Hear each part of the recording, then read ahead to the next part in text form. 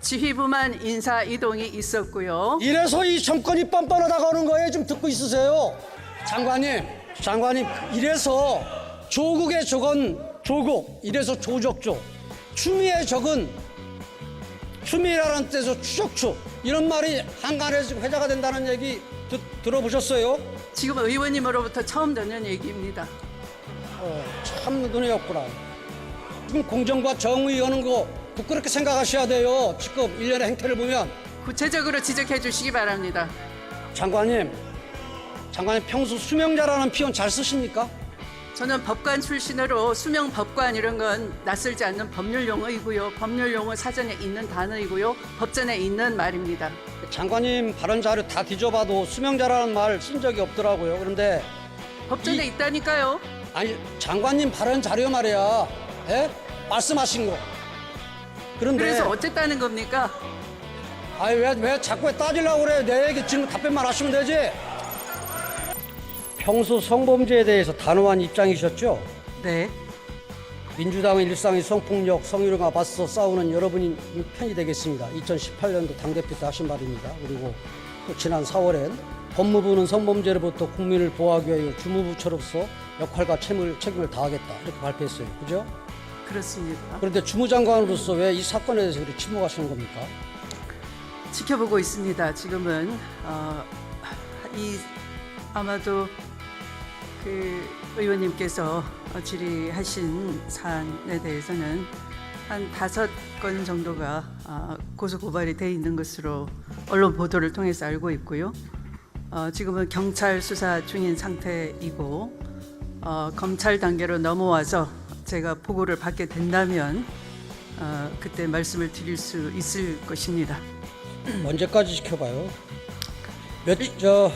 이 권력형 성범죄의 가장 중요한 것은 피해자 보호자죠. 그렇겠죠. 네. 그런데 지금 이 박 시장 지지자들부터 이 피해자가 2차 가해를 받고 있어요. 그리고 며칠 전에 기사 보니까 장관님이 아들 문제에 대해서는 내 아들 신상 문제에 대해서 더 이상 거들이지 말라고 아주 세게 말씀하시던데, 이런 때 2차 가해자들한테 아들 문제처럼 좀 강력 대처해야 하는 거 아니에요? 이 주무장관으로서. 제 아들은 아무 문제가 없고요. 의원님의 그러니까 이 사건 관련 없으니까 질문과 세게. 제 아들을 연결시키는 그런 질문은 바람직하지 뭘 않은. 바람직스러지 않아요. 난 공평하게 공정하라는 얘기죠. 질의에도 금도가 있다라고 생각을 합니다. 이 장관께서는 소신을 쉽게 바꾸는 편입니까? 장관께서는 소신을 쉽게 바꾸는 편이냐고요. 국민께서 판단을 하실 것 같습니다. 제가 뭐라고 할 수 있는 입장은 아닙니다. 장관께서 추선 때 법무부 장관의 수사 지휘권을 폐지하는 법 발의에 참여하셨던데 기억하시죠? 아마 그때 당시 민주당 원내대표가 박상천 전 법무부 장관이셨는데요. 그 당시에 이름 올렸잖아요. 그렇잖아요. 그 당시에 당론으로 아마 그렇게 된 것으로 기억하고 있습니다. 그랬던 분이 지금은 검찰총장이 내 명을 거역했다, 지시 절반을 잘라먹었다 해가지고 검찰총장 겁박하시던데 이걸 어떻게 해석해야 됩니까? 질문이십니까? 예. 질문이 겁박이라면 사실과 다르고요. 정당한 검찰총장이 수사의 공정성, 언론의 중립성을 침해하기 때문에 불가피하게 장관이 직무상 지휘를 하지 않을 수가 없는 상황이었습니다. 지금 앞뒤가 안 맞잖아요. 그때는 법무부 장관 수사 지휘권 폐지하는 법 내고, 그때의 추미애는 어디로 간 겁니까? 그때는 24년 전으로 그 당시에는 법무부 장관이 검사 출신이었습니다.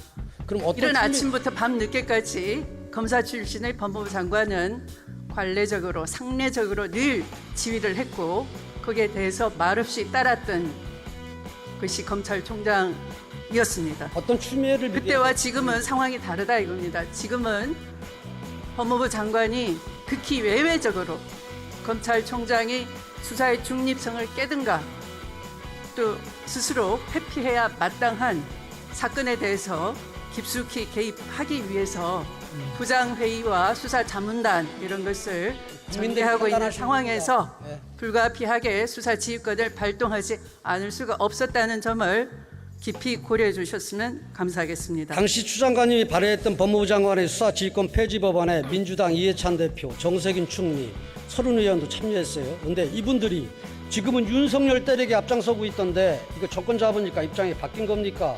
아니면 내 편 수사를 하니까 이거 받아들일 수 없다는 겁니까? 아니면 그때는 틀리고 지금은 맞다는 겁니까? 이거 뭡니까? 그때는 3당 야합을 통해서 만들어진 정권이었고 여전히 검찰의 수사 독립은 보장되지 않았던 24년 전 일이고요.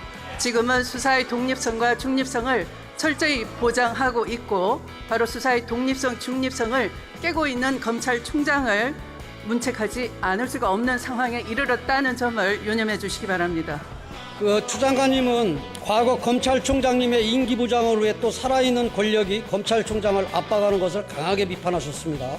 장관님이 2014년 대정부 질문 때 한 말입니다. 뭐라고 했냐면은 열심히 하고 있는 검찰총장 내쫓지 않았습니까? 수사검사, 기소한 검사 다 내쳐서 겁먹은 검찰의 공수유지에 관심도 없을 텐데 사법부의 판단인들 어찌 제대로 나오겠습니까? 이렇게 했어요. 그런데 장관님 취임하자마자 울산시장 선거 이 청와대 공작 사건의 수사검사, 기소검사 공중분해시키고 좌천시켰어요. 이것도 그때는 틀리고 지금은 맞다는 겁니까? 저는 전제 사실이 틀렸습니다. 저는 해당 사건의 수사팀을 그대로 유지하는 인사를 한 바 있습니다.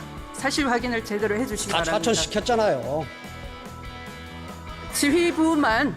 지휘부만 인사 이동이 있었고요. 이래서 이 정권이 뻔뻔하다가 오는 거예요. 좀 듣고 있으세요. 듣고 계시라고.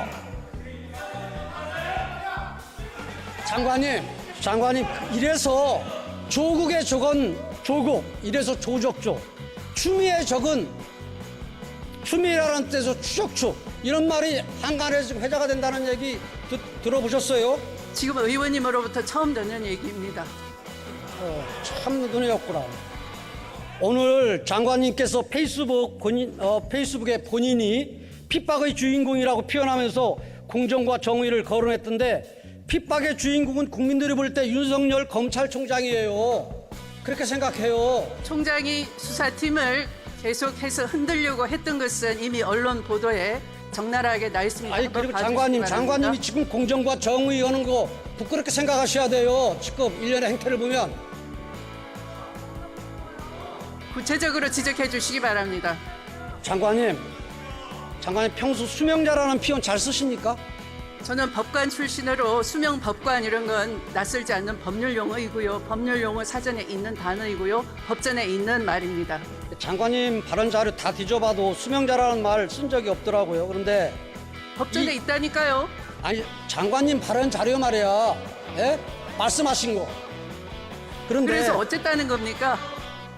아니 왜 자꾸 따지려고 그래? 내 얘기 지금 답변만 하시면 되지.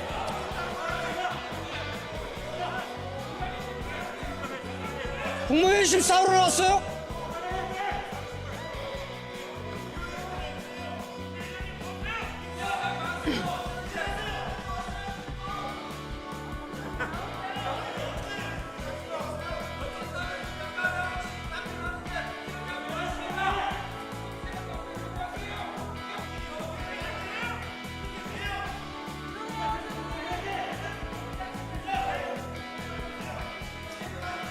그런데 장관님 기분 좀 가라앉히시고요. 여기 와서 싫은 소리 듣는 거죠. 좀 가라앉히시고요. 그런데 제가 싫은 소리를 들을 자세는 충분히 돼 있는데요. 정확한 근거를 제시하면서 말씀을 해주시지 네, 수명자라는 모욕적인 말 쓸 필요가 단어나 없다고 그랬잖아요. 망신 주기 위한 그런 질문은 삼가해 주시기 아니 바랍니다. 팩트를 가지고 얘기하는 거예요. 들어보세요. 뭘 아니기를 뭘 아냐. 그런데 그 수명자라는 표현이 들어간 법무부 알림이 어찌된 일인지 열린민주당 최강욱 의원의 이 페이스북에 등장했습니다. 법무부 문건 그러면 최 의원에게 전달했습니까? 의원님은 페이스북 하십니까? 예, 합니다. 네, 그러면 페이스북이라는 건 제가 최강욱 의원에게 전달을 했다면은 그렇게 한 2시간 뒤에 날라질 리가 없어요. 최강욱 의원이 본인 페이스북에 옮겼다고 하는 시각은 제가 법무부에 장관 지신이 공개하라 하는 시간과 무려 2시간의 간격이 있습니다. 그러니까 직접 전달했다고 할 수 없는 거죠. 전파돼서 갔겠죠. 그래서 의심스러운 거예요. 왜냐면은 2시간 정도의 그 전파는 그 사이에 저의 글이 이미 이 한 수만 개가 퍼져나갑니다. 그런데 뭐가 의심스럽다는 것이죠? 그래 그러니까 인과관계가 안 맞아요. 가만히 계시라고 다른 신청을 하시든가. 그래서 제가 저희와 국민들이 의심하는 거예요. 뭐냐면은 이 페이스북을 하는 국민은 전혀 의심하지 않습니다. 봐봐 들어보세요.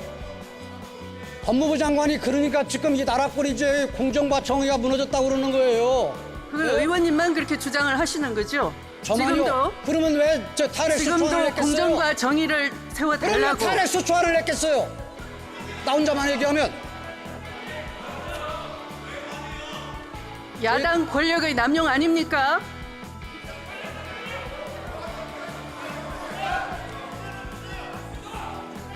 그래서 의심하는 거예요. 제 얘기 좀 들어보세요.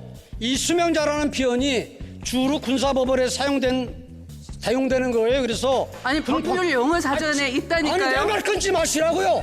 조기 좀 주세요, 의장님. 의장님. 이거 시간 적어도 조기 좀 주세요.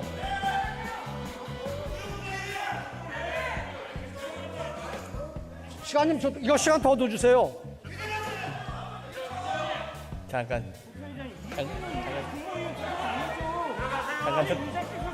들어가세요. 내가 예 국민의 태도가 저렇게 하고 그냥 가만히 계시고 그러세요. 들어가시오. 예, 이거 10초 더. 그 정부 측에 말씀드리겠습니다. 의원님의 대정부 질문은 의원 개개인의 질문이 아니라 국민을 대표해서 하는 질문이기 때문에 국민 전체를 상대로 정중하게 답변해 주시는 게 바람직하고요. 또 의원님들께도 한 말씀 드리겠습니다. 의원님들의 질문은 한 지역이나 정당의 소속이 아니라 국민의 대표기관으로서 국민을 대표해서 질문하는 것입니다. 우리 헌법기관으로서의 위치를 지켜주시기 바랍니다. 그리고 의원님 여러분들께서 경청해 주시기 바랍니다. 계속하십시오. 장관님, 이 수명자라는 표현을 이 행정 용어이지만은 법용어이지만은 이걸 우리 장관께 주로 쓰시지도 않고 또 이 최강욱 의원이 법무부 이 군 법무관 출신인데 이 수명자라는 표현이 그 페이스북에 등장을 해요. 그래서 많은 사람들이 최강욱 의원이 이 작성에 관여했다 이 지금 추측하고 의심하는 사람들이 있어요. 그래서 그걸 물어보려고 그러는데 왜 그 처음부터 그렇게 난립니까? 난리는 얘기하지. 제가 한 게 아니고 의원님께서 그 논리적으로 인과관계가 성립되는 질문을 하셔야지 수명자를 제가 안 쓰는 용어다라는 거는 있을 수가 없죠. 근데 법무부에 알림에 들어가 있는 거 아니에요? 그리고 제가 검찰총장이 인사에 대해서 저의 명을 거역했다라는 걸 말씀을 드리니까 그토록 야당에서 저에게 반격을 많이 하셨지 않습니까? 그래서 저는 명령, 지휘 이런 말을 즐겨 씁니다. 왜 저는 쓰면 안 되겠습니까? 최고 감독자인데요. 이 법무부 그래서 장관하고 이 검찰총장은 최강욱하고 공부했다고 장관의 명을 방금 쓰면 받들어야 말이에요. 된다라는 의미로 수명자라고 명확하게 쓴 것이죠. 나는 옳고 너는 틀리다. 아니 그 논리 의원님 알겠습니다.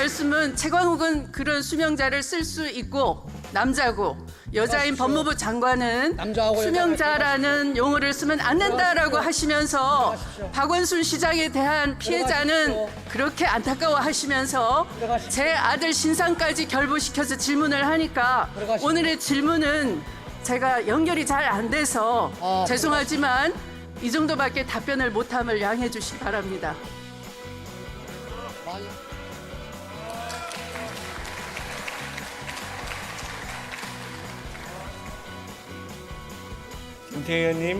김태형 의원님, 예. 그러면 왜 저 탄핵 소추안을 지금도 냈겠어요? 공정과 정의를 그러면 세워달라고. 탄핵 소추안을 냈겠어요?